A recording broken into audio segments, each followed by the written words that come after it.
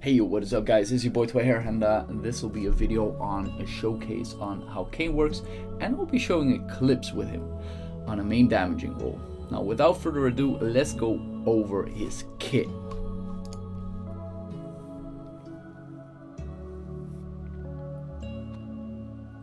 So just by going over the skills, we got our very first skill, which is an opener that will grant you CC immunity for 5 seconds. This is awesome in PvP. Now, there's also a 30% attack damage reduction. So guess what?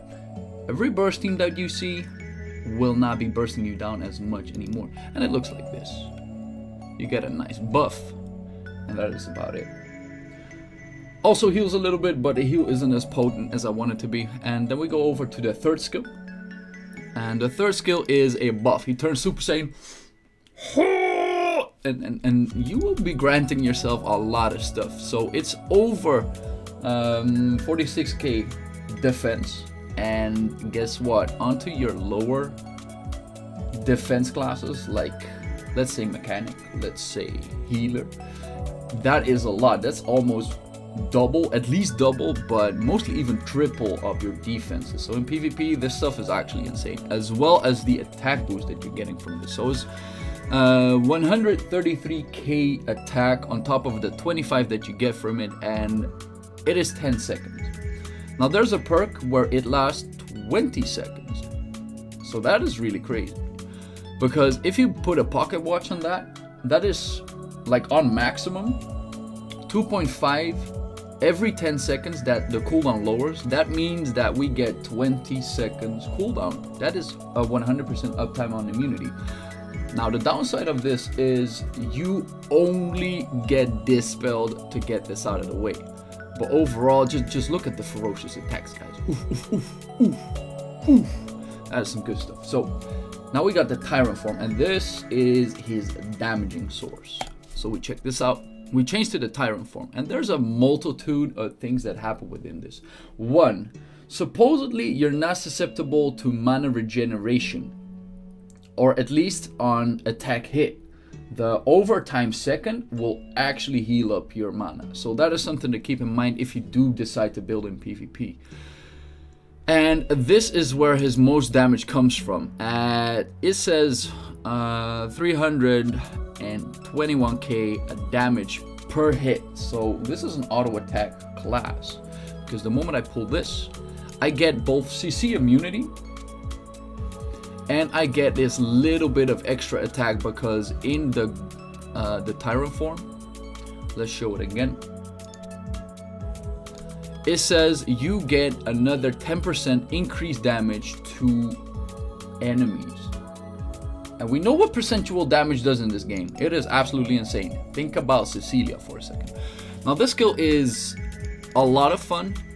It slows down the enemy, and after a certain point they cannot be getting any buffs, and after 5 seconds you will be granting a nice stun, and that will target nearby enemies as well. So this is an AoE overall stun. Now this is also very good onto Eclipse once you do get how it works. Then we move on to one of the last skills. It is that Now Die. This pulls in any single enemy, and then on the last part it explodes and it will stun enemies. Now if you look at its damage, it doesn't really do a whole lot, or at least that's what it seems. But funny fact is, this actually breaks most Loman shields. So in PvP, this is really great. And now we got something, and I know people love this shit. So afterward, it increases attack by 50% for 10 seconds. That means you get a lot of damage. But this is how it looks like. This is the camping chair. It's just so fucking good. So you will be granting yourself an attack buff for over 10 seconds, which is absolutely insane. And the fun fact is, this can get CC'd. But here's the thing, if you're in the Tyrant form, you cannot get CC'd. So this basically stops the time and inflicts damage. So stopping time is even different from CC. It does not actually reduce CC bar for what I've seen so far. So that's something to keep in mind. But stopping time for 4 seconds, no cooldowns used, no cooldowns that will lower actually. So that is basically his full kit and how he works. But let's go over something even more interesting, and that is how he scales. So let's go over some of his kits. So if you look at I am King of the Desert. Now this is where one of his most damaging things comes from. So every single time you enter a new phase, a new stage, you will be granting yourself another stack, up to 5 stacks, to grant yourself attack. So 5 stacks, keep that in mind. Every 5 stacks you get, or every stack you get 11k damage extra. So this is nearly 60k damage base that you get if you do get 5 stacks. Now after 3 stacks you will be doing boss damage. Now this is also insane, because at some point you can actually opt for this skill, and that is boss damage onto 100%. So imagine Cecilia on the 5-star unique treasure 3, and you don't even have to scale up for this anymore. You just gotta clean up 3 stages and you will be on 100% extra boss damage. That's a lot of damage, I can tell you that straight off the bat, and I will be showing you guys this. Stay tuned for that. Now we got this thing. Each stack of King of the Desert, meaning 5 stacks, you get increased damage onto Tyrant. The S2, the auto attack shit, onto 30%. So that is another 150% damage that comes with that.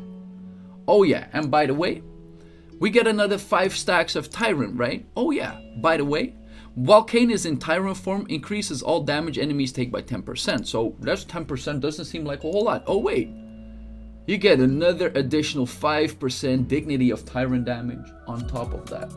So guess what? 5 times 5, 25 plus 10%, that is 35% extra percentual damage increase.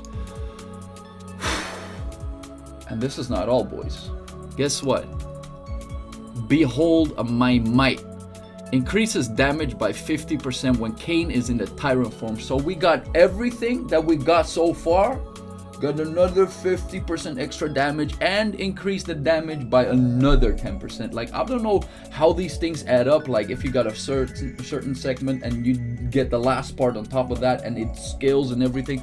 Like, I'm not a mathematician. I'm not sure how they made the mechanics like they are right now. But all I can say, we're stacking shit on top of shit on top of shit. It's just... So that's where his damage comes from. So without further ado, let's get into some boss killing. Wailing at Cain like, oh my god, no, he's bad. But just imagine, you're a new player, right? And you're having this kind of damage.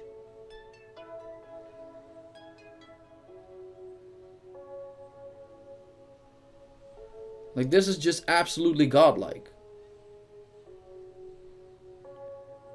Yoink, we pull everything, we get insta damage, and this is just startup damage, guys. Just startup damage. It gets more. With every single stack, the move of the Tyrant, it gets more stacks. So that is another 30% that we just got. Another 30%. Yeah, something is getting hit. Nobody is dying. We got Lucius, we got everybody up in the building.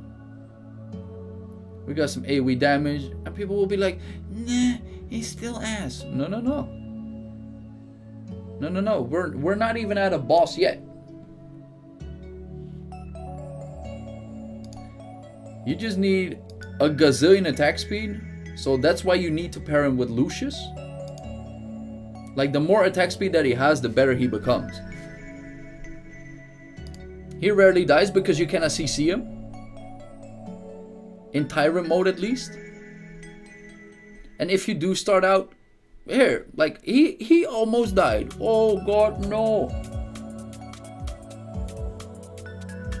Yeah, he needs mana regen per second. Oh, guess what? Here's the boss. We even got the flagpole. Guess what? 31 damage. 31 million per second. And this is not even from stage 5 yet. This is not even the extra 50% boss damage yet. Believe me when I say this dude is a monster. So what we got is a soul, or at least a spirit morph ring on Lowman. That means he doesn't die early, and I got hopefully enough ShamWow to start out. A lot of damage coming out of Cain straight away, the way I meant it to be. And here is where we start stacking him up.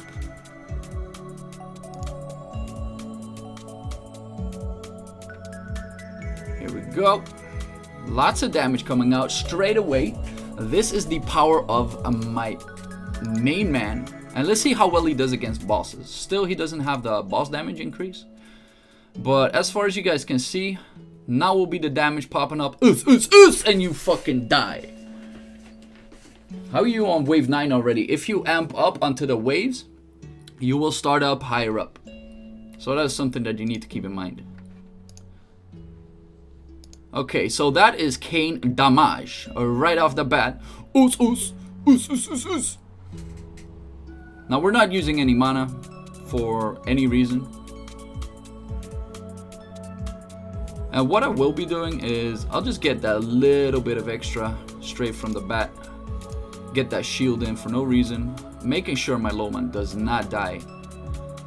So far, damage is looking good. So he is on maximum stacks onto basically anything. But the biggest problem will come up the moment we get to the very wave 15. Like that is gonna feel a little bit crazy.